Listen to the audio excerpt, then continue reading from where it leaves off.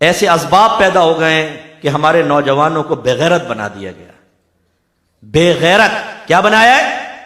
بے غیرت بنایا. کیسے؟ یہ ٹک ٹاک، یوٹیوب، فیس بک، ہر نوجوان کے موبائل میں یہ چیزیں ہوں گی.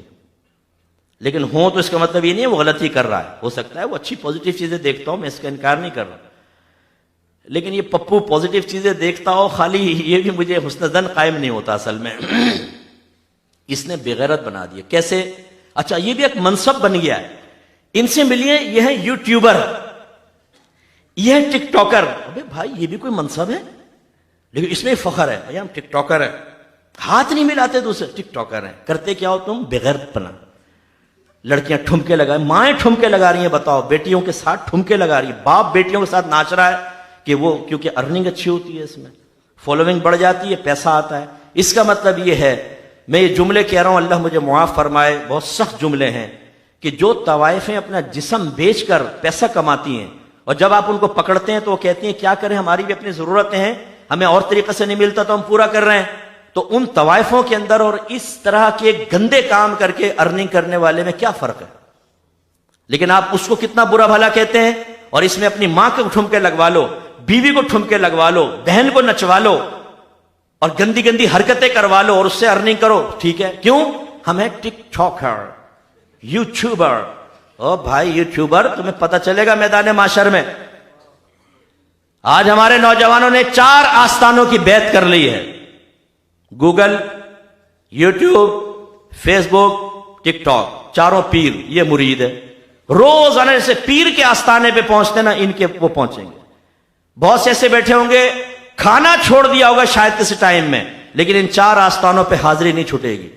ایسا ہی ہمارے رگوں کے اندر رچا بسا دیا ہے کہ ہمارے نوجوان سمجھتے ہیں کہ آج اگر گئے نہیں آستانے پہ تو کچھ خالی خالی ہے اندر.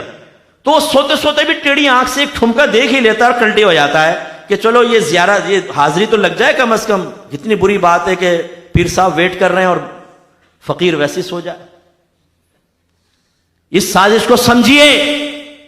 اگر ہمارے اللہ کے خلاف بولے ہم جوش میں آتے ہیں، کوئی نبی کے خلاف بولے ہم جوش میں آ جاتے ہیں، صحابہ کو گالیاں بکے، اہل بیت اطہار کی شان میں گستاخی کرے، ہم زبان کھینچنے کے لیے تیار ہوتے ہیں. ان لوگوں نے سمجھ لیا یہ کام مت کرو، اگینسٹ نہ لاؤ. کیوں قابل نفرت بنے؟ ان کے درمیان یہ چیزیں عام کر کے ان کو بغیرت بنا دو. اتنا بغیرت بنا دو کہ ان کو اگر دیندار یہ کہے کہ تم یہ غلط کر رہے ہو تو یہ دیندار کو گالیاں بکے، ہماری غلامی سے باہر نہ نکلے. اور نوجوان وہ کر رہے ہیں، نوجوان وہ کر رہے ہیں. منع کر کے بتاؤ ذرا، اپنے بچوں سے لے کے دیکھیں، آپ موبائل چیک کریں، اپنے بچوں کے موبائل، ان کی ہسٹری کے اندر جائیں، جو انہوں نے ڈاؤن لوڈ کر کے یا انہوں نے جو ویڈیوز دیکھی ہسٹری میں ہے تو جا کر دیکھیں کون کون سے ٹھمکے دیکھیں ٹیڑھی آنکھوں کے ساتھ. پہلے کوئی جاتا تھا نا، پکڑا جاتا تھا، طوائف خانے میں جا رہا ہے، اوے تو کہاں ہے؟ یہاں پہ آیا ہوا ہے.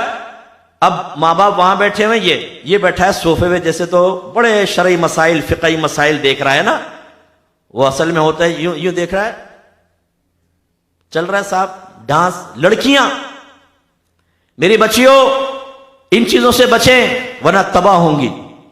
ایک پیغام میں ساری بچیوں کو جو مجھے دیکھ رہی ہیں میں گزارش کرتا ہوں، خدا را کبھی ایسا کوئی کام نہ کرنا کہ آپ کے والد یا بھائیوں کا سر شرم سے جھک جائے.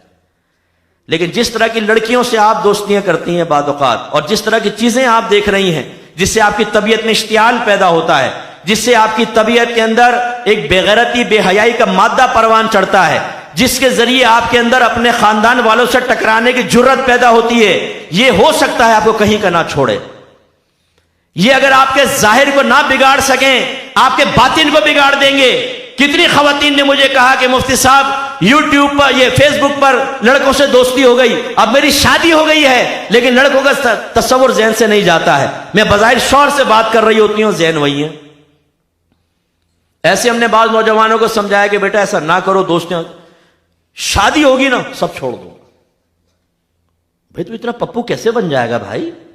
ابھی تو شیطان کا غلام بنا ہوا ہے، اس کے بعد شیطان کو الٹی چھری سے ذبح کر دے گا بغیر بسم اللہ کے. کیسے؟ کہاں سے وہ ہمت آ جائے گی؟ جب پودا ہو آرام سے ٹوٹ جاتا ہے، درخت بن جائے تو کلہاڑ سے بھی نہیں کٹتا ہے. پھر نتیجہ کیا نکلتا ہے؟ شادی ہو گئی، بیوی پسند نہیں آئی، کیونکہ ارینج میریجز ہوتی ہیں اکثر. اب وہ بیوی بیچاری گھر میں ویٹ کر رہی ہے، یہ نکلا ہوا ہے آوارہ دوستوں کے پاس. گھر میں آ گئے، بیوی کہہ رہی جی سنیں، بولو جلدی بول، کیونکہ یہاں ٹھمکا، یہاں بیوی، یہاں پیاز اور لہسن کی باتیں، یہاں پہ ٹھمکے کی باتیں، بال بکھیرے ہوئے ہیں صاحب، لینسز لگائے ہوئے ہیں عورتوں نے، نوجوان کے دل کا سامان، بیوی کا حق ادا نہیں کر رہا، ان میں لگ گیا ہے. فیس بک کے اوپر دوستیاں کر رکھی ہے ٹینا لینا سے.